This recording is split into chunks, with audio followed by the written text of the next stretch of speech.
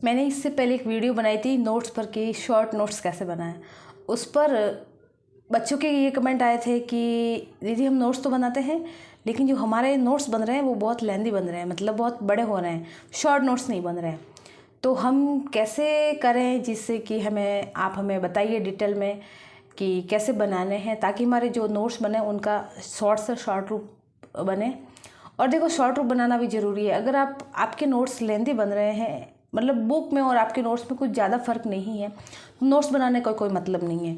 फिर जब आपके एग्ज़ाम नज़दीक होंगे ना तो शायद आप उनका रिवीजन इतना अच्छे से नहीं कर पाओगे जितना शॉर्ट नोट्स का। तो ये दिक्कत हुई उनके साथ में। तो उन्होंने मुझे और कई बच्चों ने मुझे कमेंट ये भी किया कि दीदी आप खुद एक बार हमें नोट्स बनाकर बताइए, या फिर अगर आपके पास में आपके नोट्स हैं तो हमें बताइए कि वन लाइनर जो नोट्स होते हैं शॉर्ट नोट्स वो कैसे बनते हैं।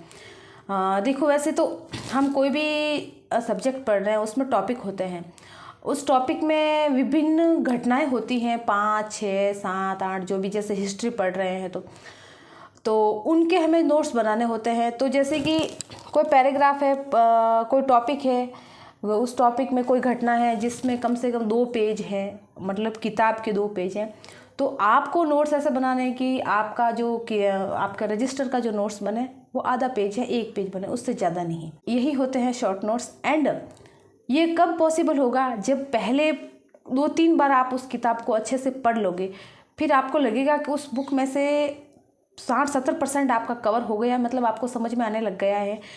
और फिर आपके एग्ज़ाम भी 2-3 महीने बाद में है, उस टाइम में लास्ट टाइम पढ़ते वक्त आपको नोट्स बनाने हैं। ये सारी बातें वैसे मैंने लास्ट वाली वीडियो में, नोट्स बनाने वाले वीडियो में कर ली थी। एंड अगर आपने वीडियो वो नहीं देखी हैं तो जाके देख ले, बहुत ही उपयोगी वीडियो है, बहुत ही यूज़फुल वीडियो है नोट्स बनाने के बारे में। तो चलो मैं आज आपको बताऊंगी कि वन लाइनर नोट्स कैसे बनाते हैं। मैं खुद मेरे जो बने हुए नोट्स हैं, मैं नोट्स बनाए थे या फिर कभी टाइम मिलता है तो बना लेती हूँ, वो बताऊंगी कि कोई भी टॉपिक में से आपको शॉर्ट से शॉर्ट करके किस तरीके से वन लाइनर नोट्स बनाने हैं। बच्चों को दिक्कत ज़्यादा यही होती है कि वन लाइनर नोट्स मैडम कैसे बनाते हैं।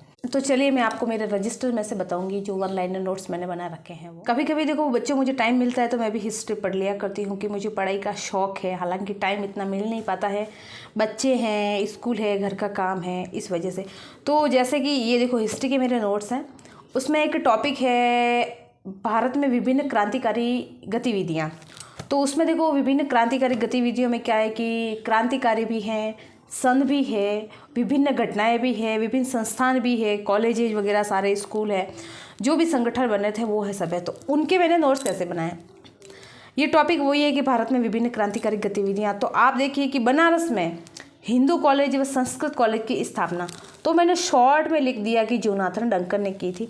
मतलब जैसे कि ये तो क्रांतिकारी वाला टॉपिक है तो पूरा बड़ा ही होगा सब। अगर आपने पढ़ा है तो आप जानते ही होंगे, उसमें कम से कम 10 पेजेज हैं किताब के। तो मैंने उनको एक एक लाइन में पूरा एज ए पैराग्राफ नहीं बनाया, मैंने एक लाइन में उसको लिखा है। जैसे बनारस में हिंदू कॉलेज व संस्कृत कॉलेज की स्थापना, मैंने ये नहीं लिखा कि बनारस में हिंदू कॉलेज व संस्कृत कॉलेज की स्थापना किसने की थी, मैंने शॉर्ट में लिख दिया कि जोनाथन डंकन ने। फिर यही बनारस में सेंट्रल हिंदू कॉलेज की स्थापना एनी बिसेंट ने। मैंने इन दोनों को पास में यूँ लिखा कि देखो दोनों बनारस है, और उसके बाद में कि अपन क्या कंफ्यूज हो जाते हैं हिंदू कॉलेज और सेंट्रल हिंदू कॉलेज में। तो ये जो एक जैसे मेरे को कन्फ्यूजेबल शब्द लगे ना और मेरे को एक जैसे जो कन्फ्यूजेबल सेंटेंस लगे, जो पॉइंट मेरे को लगता है कि कंफ्यूज करने वाले हैं, और ये आप खुद ही देख सकते हो कि इनमें दोनों में हम 100% बच्चे कंफ्यूज होते हैं। जैसे हिंदू कॉलेज और सेंट्रल हिंदू कॉलेज में कोई ज़्यादा फर्क नहीं है, तो मैंने इन दोनों को पास में रखा ताकि जो मेरा कॉन्सेप्ट है वो क्लियर रहे। फिर ये देखो मुस्लिम एंग्लो ओरिएंटल कॉलेज छत्तीसगढ़। फिर ये देखो मुस्लिम एंग्लो ओरिएंटल कॉलेज है जो अलीगढ़, सर सैयद अहमद खान है। फिर वायकोम सत्याग्रह व गुरुवार सत्याग्रह जो, फिर है वायकोम सत्याग्रह व गुरुवायूर सत्याग्रह है जो केरल में है। फिर देखो जैसे आप आराम से देख सकते हैं कि मैंने इस तरीके से आप नोट्स बनाए। एक बार आपको मैं इस कॉपी की वीडियो बना के, एक बार मैं आपको इस सारे जो मैंने बना रखे हैं 2-3 पेज उनकी वीडियो मैं आपको बता देती हूँ ताकि आप समझ सको और आपको अच्छे से समझ में आए कि जो वन लाइनर नोट्स होते हैं वो कुछ इस तरीके से बनते हैं। आप देख सकते हैं मैंने जो शॉर्ट में लिखने की कोशिश और मुझे लगता है कि जो चीज़ मुझे कंफ्यूज कर सकती हैं उनको भी मैंने पास में ही रखा है। और ये देखो, ये आपको बताएं कि ये जो मिलान वाले होते हैं असहयोग गांधी जी के बारे में है। तो ये अपन को क्रम पूछा जाता है कि पहले कौन सी घटना हुई थी। तो मैंने इनको के क्रम वाइज आराम से, तो मैंने क्या कि इनको क्रम वाइज ही लिख दिया, ताकि हमारे मन में कभी हम कंफ्यूज नहीं है कि यार पहले असहयोग हुआ था या खिलाफत हुआ था, सविनय अवज्ञा हुआ था, तो हम भूल जाते हैं। तो आप भी अपने नोट्स कुछ इसी तरह बनाने की कोशिश करिए। आप देख सकते हैं कि मैंने कितना शॉर्ट में लिखा है कि साइमन कमीशन मुंबई पहुंचा 3 फरवरी 1928 को। अब कई बच्चे क्या करते हैं कि जैसे एज ए लैंग्वेज, जो अपनी किताब में लैंग्वेज लिखी होती है कि साइमन कमीशन इतनी को उतने बजे वहाँ से वैसे करके मुंबई पहुंचा, था मैंने शॉर्ट में लिखा साइमन कमीशन मुंबई पहुंचा 3 फरवरी 1928 को। फिर ये देखिए कि बारदोली में आंदोलन जो हुआ था, दुबला आदिवासियों ने चलाया, काली परज। ये देखो, आप देख सकते हैं जो 1 लाइनर नोट्स हैं।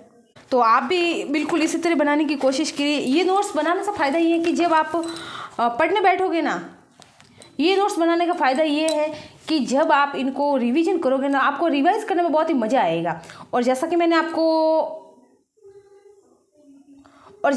आपको पहले बताया था कि आपको वो पेंसिल, मतलब इन नोट्स का रिवीजन करते समय आपको पेंसिल पास में रखनी है। एक बार आप वो वीडियो देख लीजिए अगर आप नहीं देखिए, क्योंकि उससे आपको बहुत कुछ सीखने को मिलेगा। अच्छी तरीके से समझ में आ गया होगा कि आपको 1 लाइनर नोट्स, शॉर्ट नोट्स कुछ इस तरीके से बनाने हैं।